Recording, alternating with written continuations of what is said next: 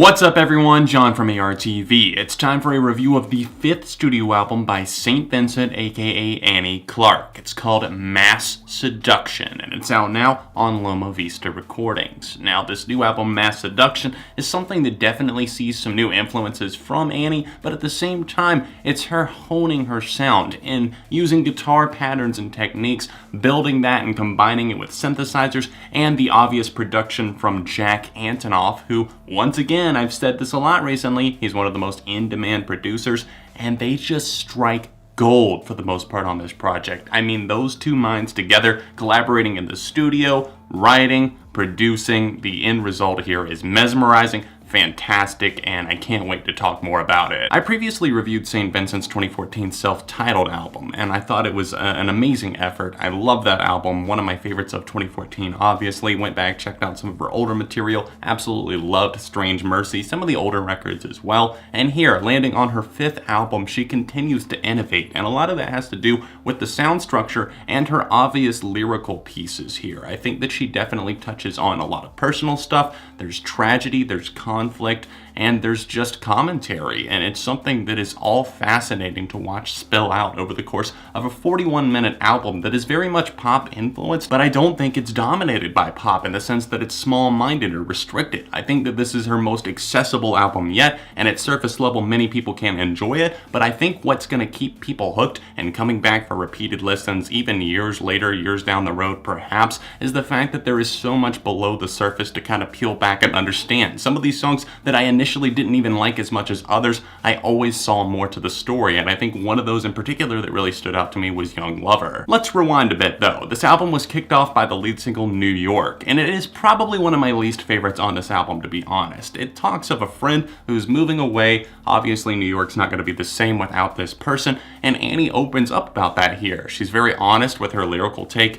and the piano was nice on this track, but honestly it does feel a bit old, especially like months down the road. I've been listening to this track, and now in the context of the album even, there's just so many tracks that absolutely just grip you with how enthralling they are. This track isn't that for me, but the second single, Los Ageless, which was another city reference, which I found to be cool. There's definitely some geological standpoints and markers on this album. I thought Los Ageless is fantastic. It's something that I heard a few times before the album dropped, but now, in the context of this album, it is sounding like an absolute banger. I love the thrilling guitars on this one in particular. The production is very sharp and clear, and the point of the message that's on this song, it's definitely at surface level something that you can take in easily, but there's something to dissect here, and I love this one, and I love the fact that on the track prior to that, I believe it's during the bridge of the track on Sugar Boy, she actually uses and I guess alludes to a little bit of the melody that is to come on Los Ageless, and that's just another sharpness and tactic of the producer Jack Antonoff and Annie working together. The LP opens up with a funky yet at the same time somehow crystal clear moment that's called Hang On Me. This is a really well done song.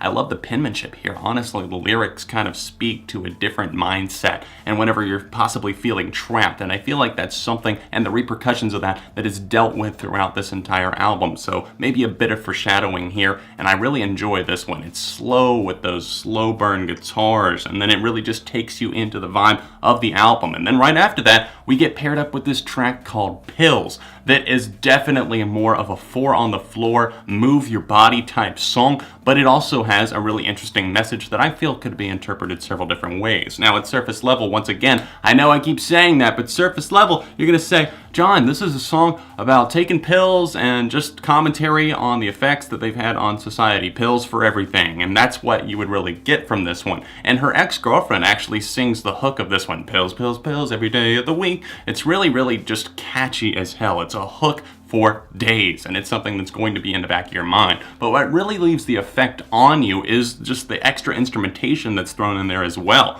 There's definitely some fiery guitar bits that flare up around the minute 30 mark, and it actually kind of plays a solo of those notes that you've been hearing already, and I love whenever that's done and actually done right, and this song nails it. This song definitely could just be about pills, but at the same time, I think it's more personal. I love the sexuality and bluesy funk of Savior. This one in particular really just struck me as a glossy song that just struts down the runway, as it's really just opening up the song, getting you into that world, and one of the best cuts on the album. But right before that, we get just another moment that floored me. It's one that could be taken as a sequel or else a follow-up to a song off of her last album that was called Prince Johnny. And Prince Johnny was one of my favorite songs of 2014. In fact, I still listen to that song probably at least on a monthly or weekly basis to this day. It's one of my favorite songs of this decade so far. And here, to see another song that seemingly is about this friend, here it seems like Johnny is in distress. They haven't spoken in a while. And this one, just like I said, it takes you by surprise. Whenever you listen to it right after Lost Ageless, that song does have a nice outro, and I like how she's talking about how she tried to write a love song and it just turns into an absolute mess where she talks about feelings on other things. So that flows perfectly into Happy Birthday Johnny. This song, however, is very, very quiet. It's led by a piano, and it really just pulls at the heartstrings. There's a steel guitar that pops up as well, giving you a little bit of that country and western vibe, and it's something so unexpected, just a 180 from what you've been listening to, but it doesn't feel like you just ran off the road. It just feels like you started cruising on the highway and started reflecting on a friend's life and all of the times that you've spoken in recent history, and this song is gut-wrenching, so emotional. This LP definitely has some towering emotional heights, but I would say that this is the pinnacle right here. A fantastic, jaw-dropping song. The interlude Dancing with a Ghost paired up with slow disco right after that is another punch to the heart, because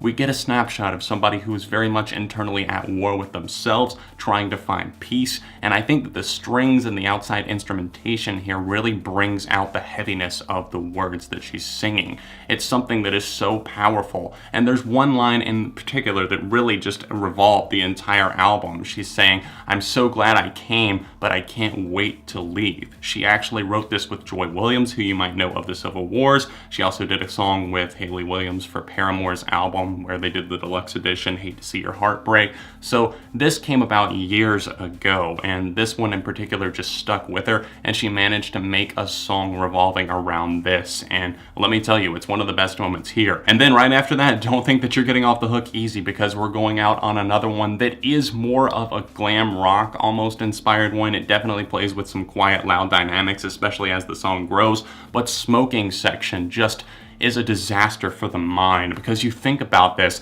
and she talks about how she wishes sometimes to just be caught by a spark in the smoking section, and then whenever people come to put her out, she says, "Let it happen, let it happen." And the song builds off of that. A fantastic closer, one that definitely really makes you think about what you just listened to on the entire album that preceded it. This album is not just a sad mess by any means, though. There's definitely some more upbeat tracks, at least musically, even if the lyrical content is a bit fearful, and one of those tracks is Fear the Future. This song is fucking nuts. I love it as it progresses. The production is fantastic. I love it. It's just kind of a weird card to play, but at the same time, it just fits in perfectly somehow. My only complaint, I wish this song was longer. If this went on for like 4 or 5 minutes, I would so be on board, but unfortunately, it just closes quickly at 2 minutes and 30 seconds. But I love every second that's going on here. I love Annie on this one in particular. Her vocals just paired up with this more electronic production, it somehow works absolutely perfectly. I also have to commend the title track. I love the slinky guitars on that one. It really just gets you going and into the vibe and overall message of this one. I can't turn off what turns me on.